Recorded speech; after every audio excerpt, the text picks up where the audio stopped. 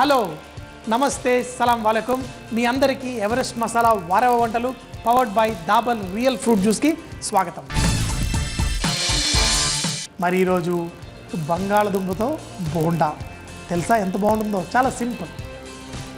ఉండలు చేసి ఫ్రై చేసుకోవడం, ఉండలు చేసి ఫ్రై చేసుకోవడం, తింటే అద్దరిపోతుంది. మరి ఎలా చేయాలో చూద్దామా.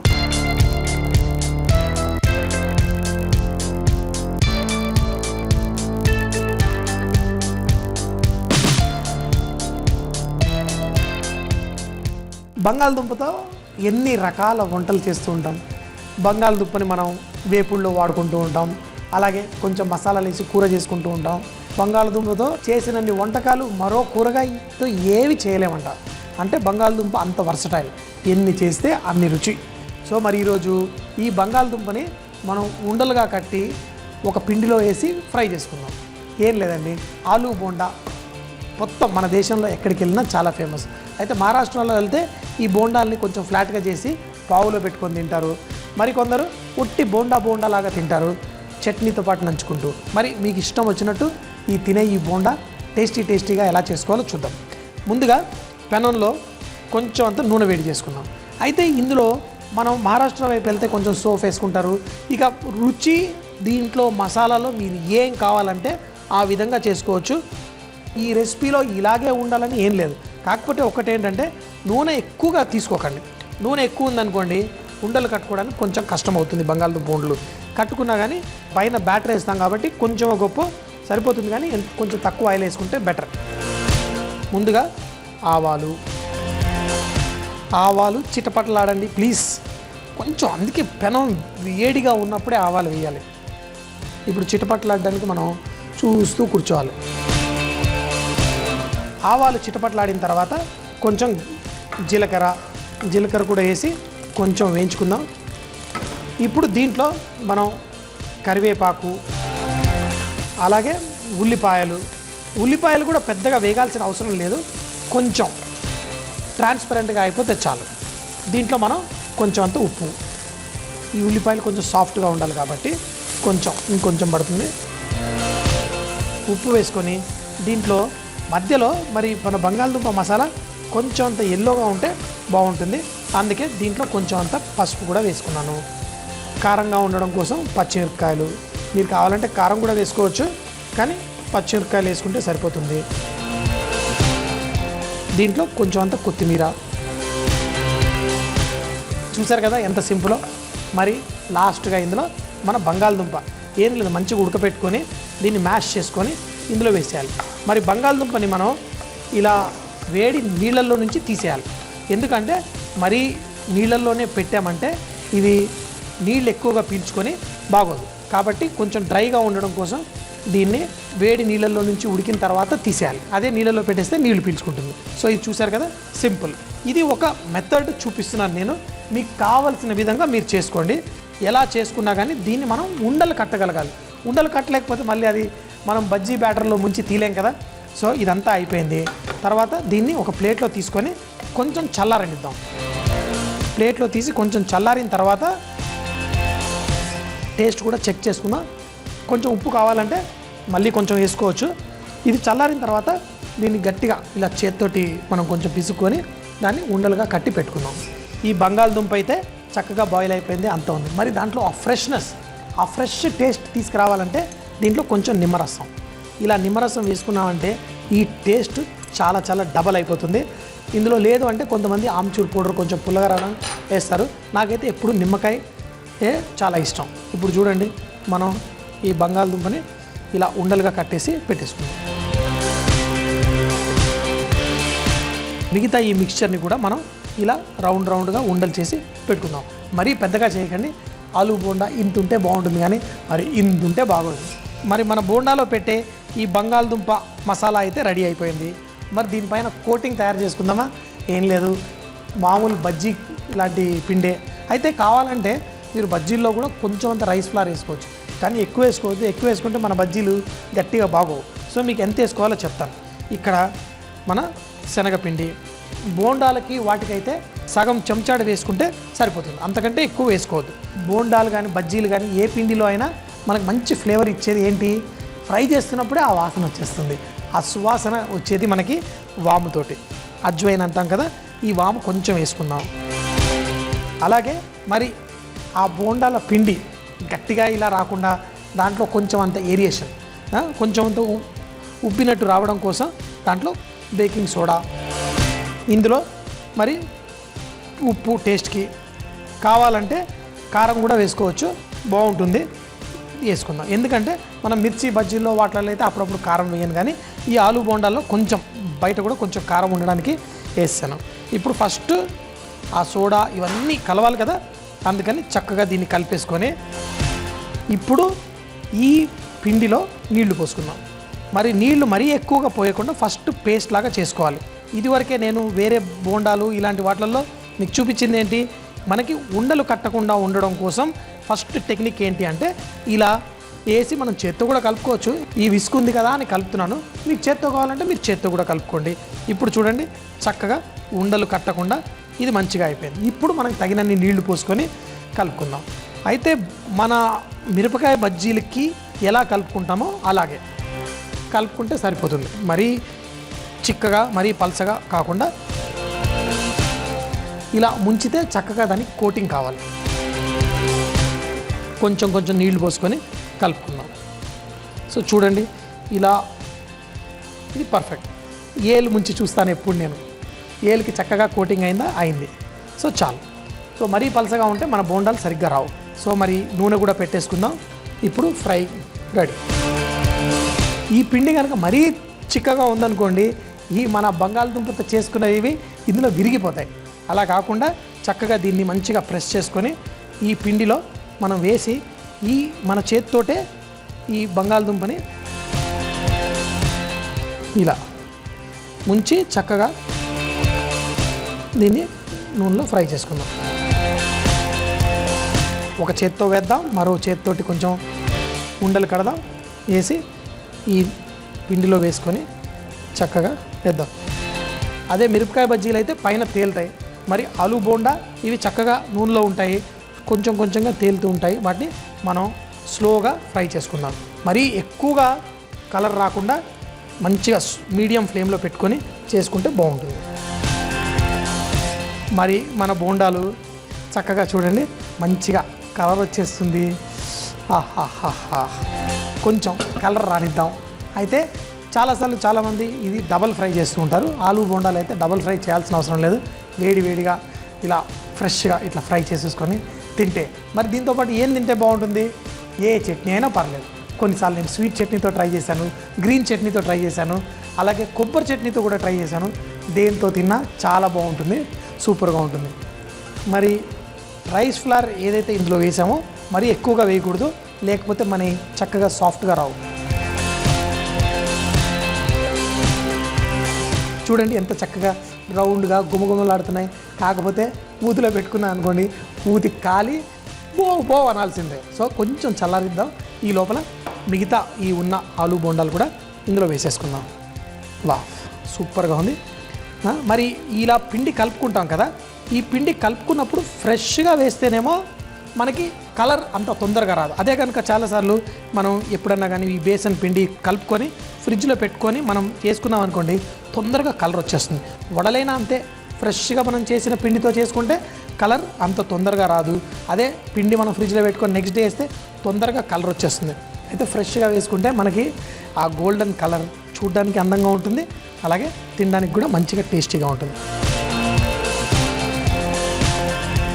ఇవి అయ్యే లోపల వీటితో చట్నీ వేసుకొని తిందాం. ఆలు బోండా చూడండి. మరి దీన్ని చెప్పాను కదా, ఏ చట్నీతో తిన్నా బాగుంటుంది. Sweet chutney, green chutney, coconut chutney, దేంతో తిన్నా భలేగా ఉంటుంది. నాకేమో మింట్ చట్నీతో ఇష్టం. వావ్,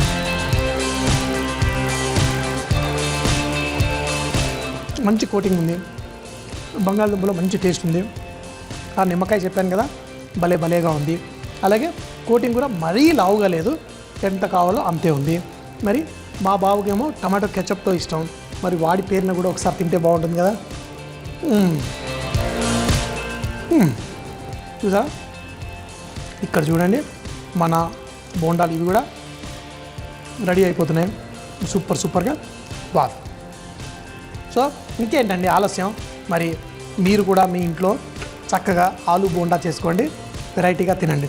చెప్పండి, మీ ఇంట్లో ఆలు బోండా చేసి ఎన్ని రోజులైంది? చాలా రోజులైందా? అయితే తప్పకుండా మీరు ఈరోజు సాయంత్రం ఆలు బోండా చేసి తినండి. ఎందుకంటే పిల్లలు భలే ఇష్టపడతారు. చూడ్డానికేమో ఇలా గుండ్రంగా భలే చూడండి ఎంత సాఫ్ట్గా ప్లస్ క్రిస్పీగా చూడండి కొమ్ములు వచ్చినాయి, చక్కగా ఇదో బాల్స్ లాగా ఉంటాయి కదా, చక్కగా బ్యూటిఫుల్గా ఉన్నాయి. మరి పిల్లలు చేసి పెట్టండి. నేనైతే నా పేరిట ఒకటి, మా బాబు పేరిట ఒకటి, నా పేరిట ఒకటి, మా బాబు పేరిట ఒకటి, ఎన్నో రకాల కోడి కూరలు చాలా ఇష్టంగా తింటాం. కానీ ఒక కోడి కూర చాలామందికి అర్థం కాదు, కన్ఫ్యూజన్ అయిపోతూ ఉంటారు. అదే అండి మన రెస్టారెంట్లలో అక్కడ ఇక్కడ చాలా ఇష్టంగా తినేది జింజర్ చికెన్.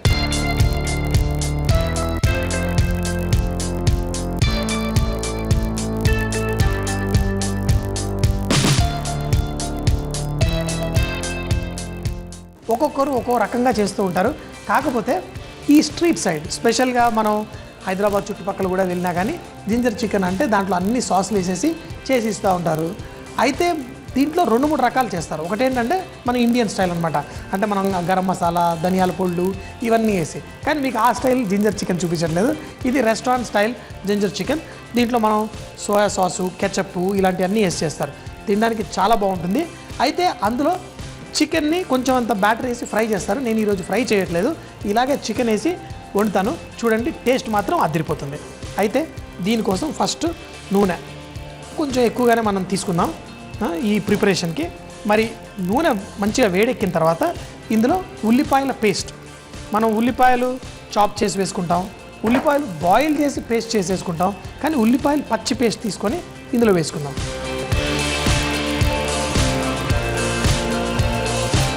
వేసి దీంట్లో కొంచెం అంత ఉప్పు వేసుకుందాం. ఉప్పు వేసుకొని దీన్ని మంచిగా కుక్ చేసుకుందాం. అయితే ఉప్పు మరీ ఎక్కువ వేయమాకండి, ఎందుకంటే ఇందులో మనం soya sauce, tomato ketchup, chilli sauce అన్నీ వేస్తాం. అన్నిట్లో ఉప్పు ఉంటుంది కాబట్టి కొంచెం తక్కువగా వేసుకొని లాస్ట్లో కావాలంటే మళ్ళీ వేసుకోవచ్చు. ఇది కొంచెం టైం పడుతుంది. ఏంటంటే ఒక స్లోగా కుక్ చేసుకోవాలి, ఒక 10 నిమిషాల వరకు పడుతుంది. అప్పుడే దీంట్లో ఉన్న నీళ్లు అంతా బయటికి వెళ్ళిపోయి. ఎందుకు ఇలా చేస్తున్నామంటే గ్రేవీ మంచిగా రావడం కోసం.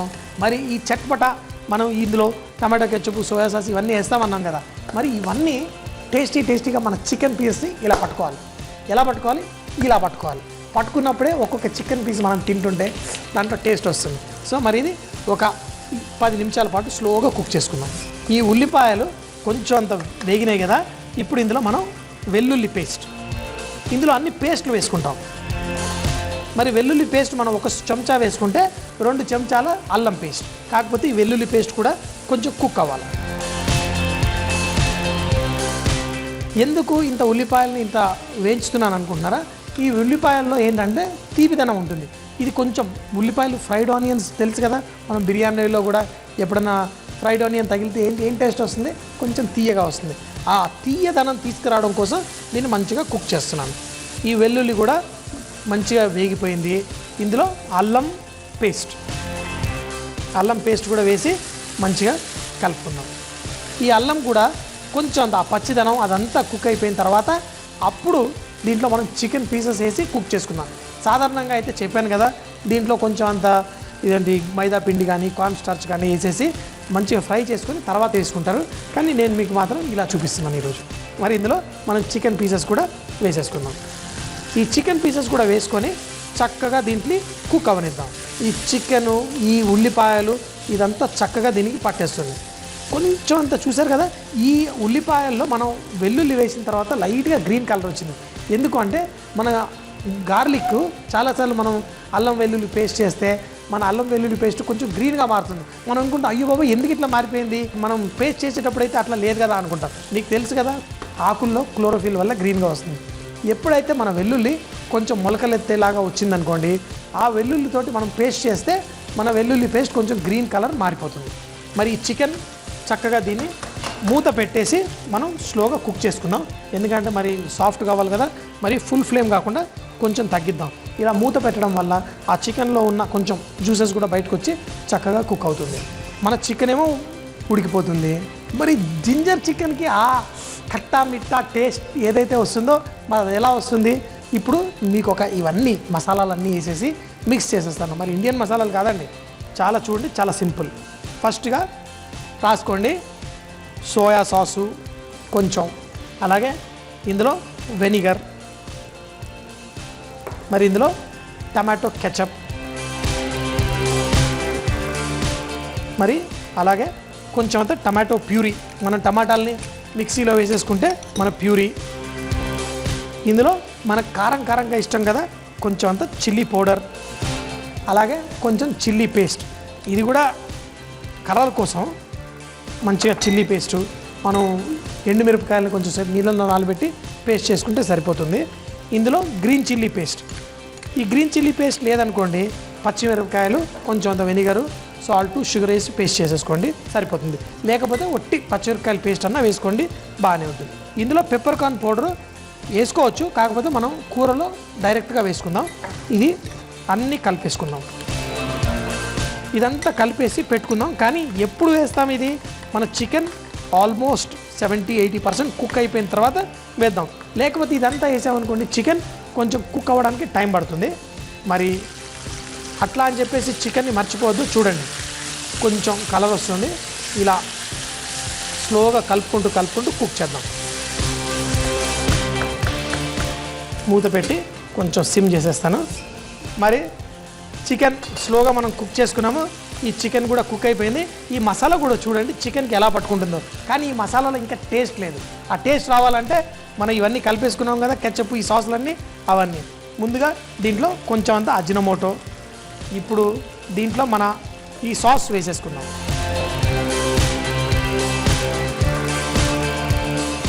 వేసి చక్కగా ఈ సాస్తో పాటు దీన్ని కలిపేసుకున్నాం.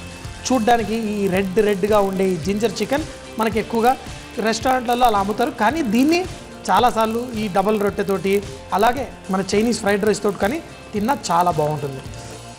ఇవన్నీ వేసేసి మనం దీన్ని పక్కన పెట్టేసుకుందాం. దీంట్లో అలాగే పెప్పర్ పౌడర్ కూడా కొంచెం వేసుకుందాం, ఘాటుగా. మరి ఉప్పు సరిపోయిందో లేదో చూసుకోవాలి కదా. టేస్ట్ ఉప్పు పడుతుంది. మరి కొంచెం అంత నీళ్లు ఇందులో కూడా, సాస్ అంతా వేస్ట్ అవ్వకుండా ఇందులో వేసేసి కలిపేసుకుందాం. ఇవన్నీ వేసుకున్న తర్వాత దీన్ని ఒక 10 నిమిషాల పాటు దీన్ని ఇలాగే స్లోగా కుక్ చేద్దాం. అప్పుడు ఈ టేస్ట్ అంతా చికెన్లో ఉన్న మంచి ఫ్లేవర్ ఈ గ్రేవీలోకి ఇలా వచ్చి భలేగా తయారవుతుంది. సో మూత పెట్టేసి స్లోగా కుక్ చేస్తాను ఒక 10 నిమిషాలు.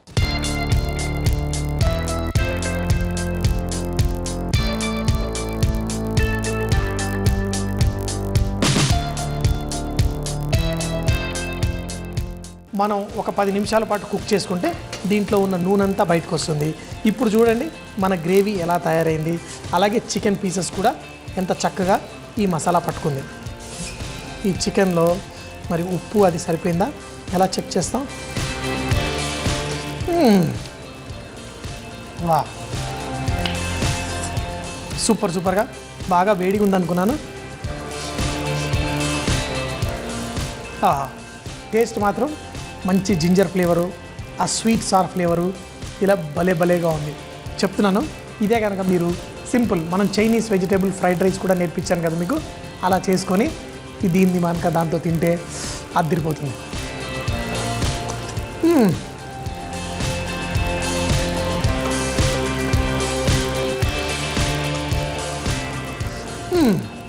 సూపర్గా ఉంది.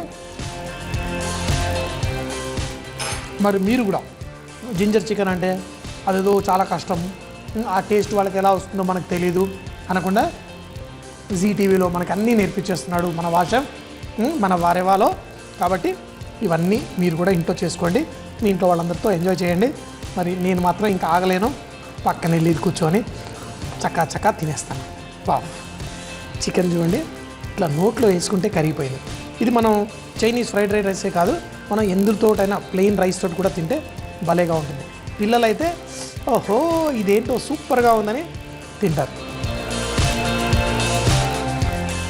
ఇలా అన్నంతో పాటు కలుపుకొని అన్నంతో కూడా చాలా బాగుంటుంది. సూపర్. అంటే మన టేస్ట్లు అన్నీ మంచిగా అన్ని ఫ్లేవర్స్ అన్నీ కలిపి కంట్రోల్ చేసుకుంటూ ఈ మంచి చికెన్కి ఆ మంచి జింజర్ ఫ్లేవర్ని డామినేట్ చేస్తూ వస్తుంది. అందుకే గుర్తుంది కదా, మనం వెల్లుల్లి కంటే జింజర్ పేస్ట్ డబల్గా వేసాము. మరి సూపర్. వారెవా అంటేనే అద్భుతమైన వంటలు. మరి మీ ఇంట్లో కూడా రుచికరమైన వంటలు చేస్తారా? అయితే మీ వంటల రెసిపీలు మాకు రాసి పంపించగలరు. XXX డిటర్జెంట్ సోప్ తరఫున మంచి గిఫ్ట్ హ్యాంపర్ గెలుచుకోండి. మరి మా చిరునామా MIG 1540 BHEL హైదరాబాద్ 502032. సోమవారం ఇదే టైంకి మరిన్ని కొత్త వంటకాలతో కలుద్దాం. అప్పటిదాకా సీ యూ, బాయ్ బాయ్, ఖుదాఫిజ్. ఈ మధ్య ఫ్యాషన్ అయిపోయింది స్కూల్లో పిల్లలకి రొట్టెలు చేసేసుకొని దాన్ని మధ్యలో ఏదైనా పెట్టేసి రోల్స్ చేయడం. పిల్లలకి చాలా ఇష్టం. శాండ్విచ్లన్నా బర్గర్లన్నా ఇలాంటి బ్రెడ్స్ తినడానికి మనం తిన్నప్పుడు గొంతులో ఇరుక్కోకుండా ఇలా నైఫ్ పెట్టి కట్ చేస్తాం మేము. ఎందుకంటే బ్రెడ్ ఈజీగా అన్నమాట. తప్పకుండా ట్రై చేయండి. ఇంట్లో అందరూ ఎప్పుడు గుర్తుపెట్టుకోండి, ఆరోగ్యమే మహాభాగ్యం. వెజిటేరియన్స్ కూడా కోడిగుడ్డు బిర్యానీ తింటారు. మరి టేస్టీ బిర్యానీ ఎలా చేయాలో చూపిస్తాను.